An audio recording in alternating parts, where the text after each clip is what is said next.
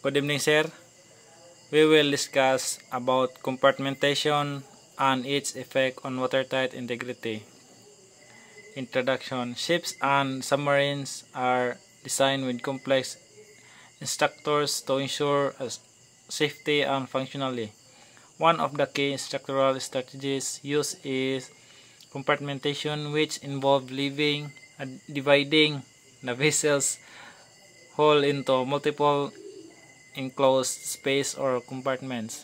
These reports explain what compartmentation is and how it directly contributes to maintaining watertight integrity, which is vital to the safety and buoyancy of marine vessels. What is compartmentation? Compartmentation refers to the division of a ship's interior into multiple separate sections. Use bulkhead, walls, and decks floor.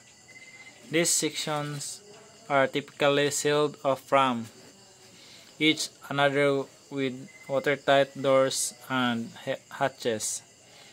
Each compartment may serve different functions, such as engine room, storage space, living quarters, and cargo hold, but all contribute to the vessel's structural integrity. Ang compartmentation daw ay tumutukoy sa paghahati ng panloob na bahagi ng isang barko sa maraming magkakahiwalay na seksyon gamit ang mga bulkhead, pader at deck or sahig. Ang mga seksyon ito ay karaniwang tinatakan mula sa isa't isang gamit ang mga watertight door or hatches. Ang bawat kompartmento ay maaaring maglingkod sa iba't ibang tungkulin. Example, engine room, storage space, living quarter, at cargo hold. Ngunit lahat ay nakakatulong sa structural integrity ng sasakyan. Purpose of compartmentation.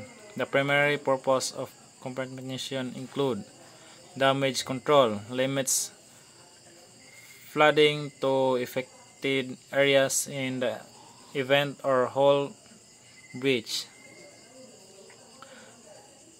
Naglilimita sa pagbaha sa mga epektadong lugar sa kaganapan ng pagkasira ng balat. Fire containment, slow down or prevent the spread of fire between compartments. Pinagbabagal o pinipigilan ang pagkalat ng apoy sa pagitan ng mga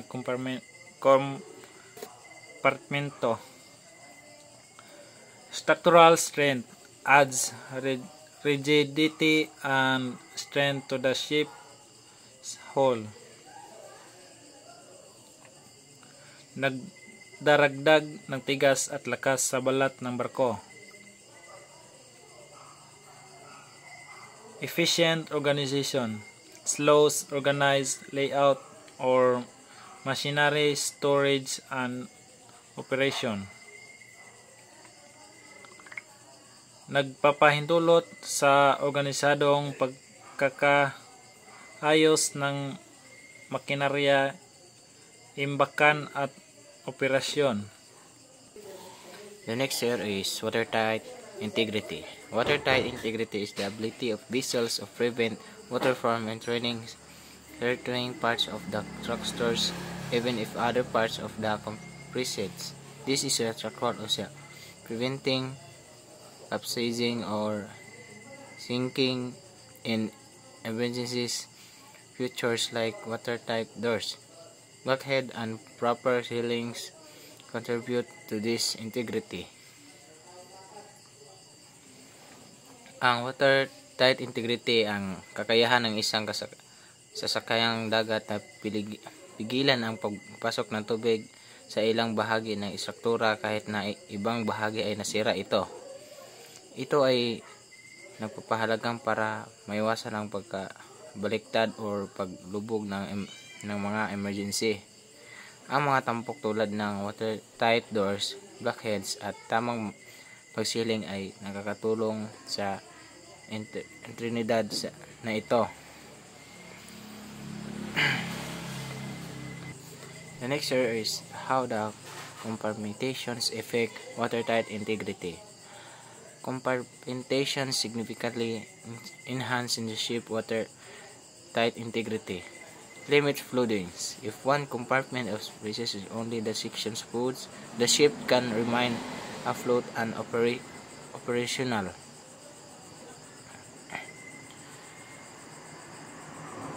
Kung isa ang komplemento ay nasira, ang istiksong iyon lamang ang nagbabasa, ang barko ay maraming manatiling lumulutang at gumagaan. Improves survivability. Allows time for equation of repair. Reduce risk of total loss. Physically important of warships is the submarines where battle damage is impossible. Pinabawasan ang mga panganib na kabuuan ng lawang, lalo ng mahalaga para sa mga warship at submarino kung saan posible ang pinsala sa labanan. Halimbawa, sa isang pagsabog, ang nasirang kompartmento lamang ang maaring mabasa habang ang iba ay nanatiling tuyo. Mamatili ang buoyancy ng sasakyan. The last one here is conclusions. Is the summary compartmentation is the critical design feature in the ship and submarines that greatly enhance watertight integrity. It serves not only to organize an interior space but also to prevent catastrophic flooding and ensures the safety of crew and cargo. Understanding and maintaining watertight integrity through the effect complementations is essential for the marine engineering and venal operations. That's all, sir. Thank you.